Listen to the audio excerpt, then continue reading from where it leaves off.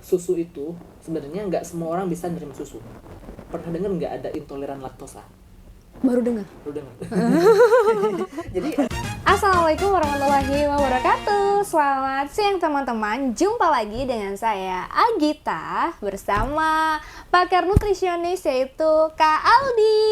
hai, selamat siang. Nah, siang hari ini kita bakal bahas mengenai program makan siang. Seru banget, jadi stay tune terus. Nah, Kak Aldi siang ini udah makan siang belum? Udah dong.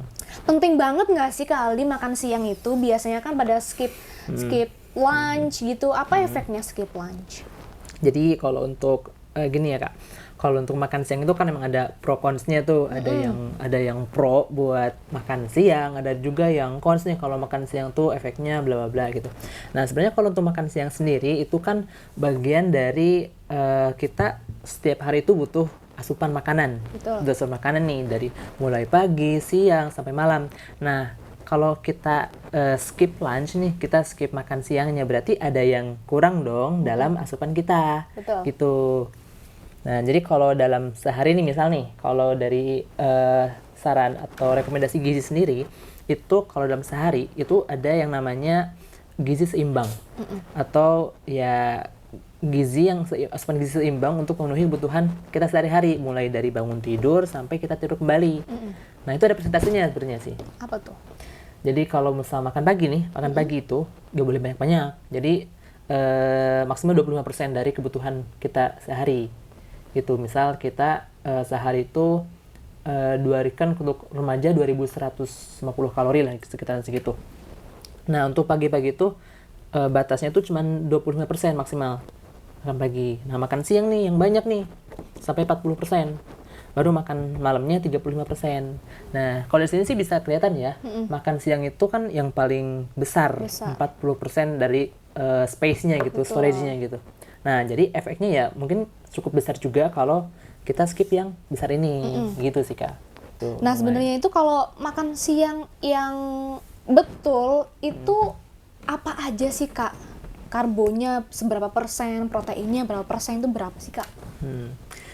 Jadi kalau dari rekomendasi gizi sendiri, itu ada panduan namanya piring gizi atau gizi seimbang. Itu satu piring itu. Piring kan kita ibaratnya bulat ya, ada nggak ada piring di sini. Piring itu bulat, itu ada pembagiannya. Apa aja tuh Kak? Jadi dalam satu piring itu kita bagi masing-masing 1/3. Nah, 1/3 pertama tuh, 1/3 piring itu diisi sama karbohidrat. Oke. Nah, 1/3 lagi itu diisi sama sayuran. Nah, kakaknya suka sayur nggak? Suka banget. Oh, suka banget. Nah, keren banget nih. Suka sayur. Nah, 1/3 sisanya lagi itu bagi 2. Jadi 1/6, 1/6. Oke. Nah, itu protein hewani dan nabati. Oh. Nah, hewannya kan bisa dari daging, telur, ikan, semacamnya. Nah, sisanya yang nabati bisa dari kacang-kacangan, tahu atau tempe. Gitu Kak. Jadi kalau yang seimbang tuh ya segitu. Tapi berarti kalau misalkan lebih banyak proteinnya boleh nggak sih Kak? Boleh. Sebenarnya boleh aja. Tapi ya itu kalau menurut saran, ya sarannya itu harus imbang semuanya. Berarti kalau boleh, ya boleh-boleh aja gitu, wajar, boleh. Tapi tidak sesuai dengan saran yang ditentukan. Penting nggak sih Kak di sekolah mengadakan program makan siang? Jadi gini ya Kak, kalau program makan siang itu sebenarnya timbulnya dari mana sih? Ya karena untuk kebiasaan atau regulasi di Indonesia itu belajar itu berapa jam tuh lama? 7 atau 9 jam? Katakan dari jam 7 sampai jam 4. Pagi sampai jam 4.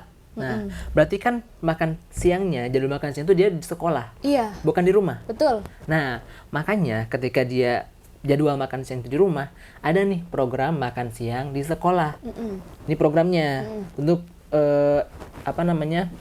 implementasinya sendiri itu beda-beda kan. Ada yang sekolahnya menyediakan sendiri dan berupa catering gitu.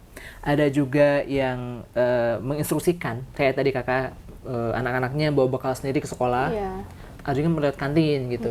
Nah, sebenarnya kalau untuk makan siang ini, program makan siangnya itu adalah suatu hal yang baik gitu, hal yang disarankan juga. Karena kan ya kali kalau kita udah belajar nih dari pagi sampai siang kita nggak makan gitu. Betul. Nah, kemarin tuh juga ada program dari salah satu capres-cawapres tentang program makan siang gratis. Menurut Kak Aldi gimana, Kak?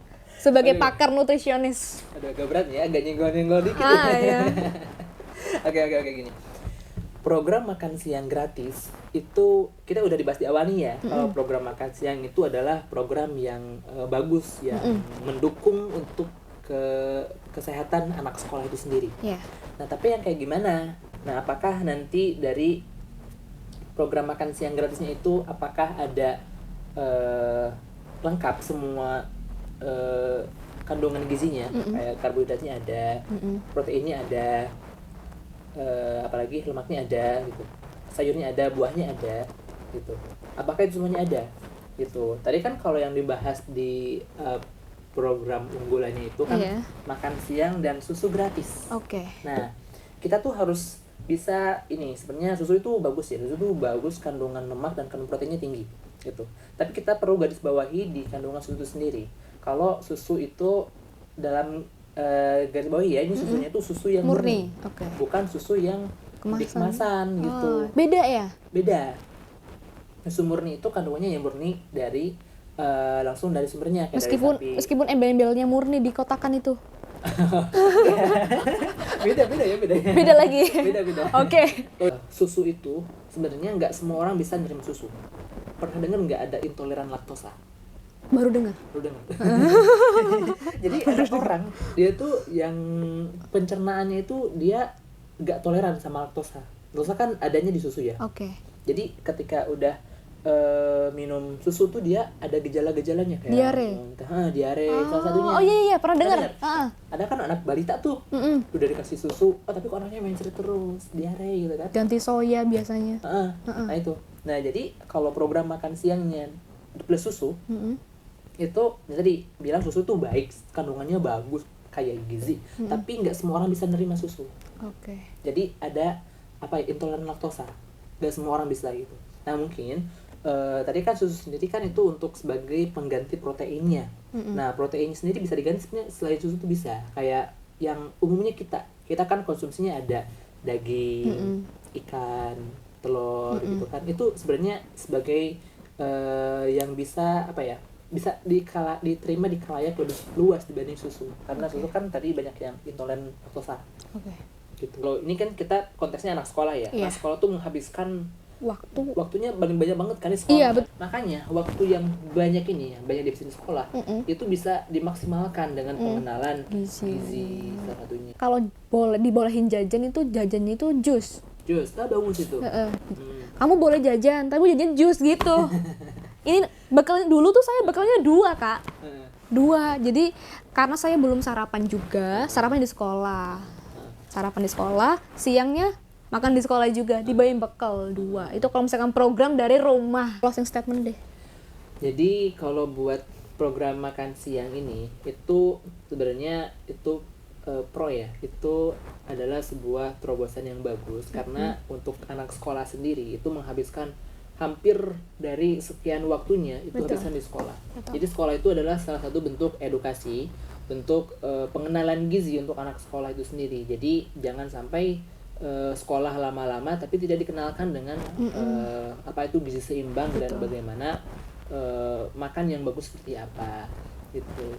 Tapi dengan catatan tadi harus makan yang seimbang, bergizi seimbang. Betul banget. Karena kan kalau kurang atau lebih pun ya nggak baik ya, harus seimbang.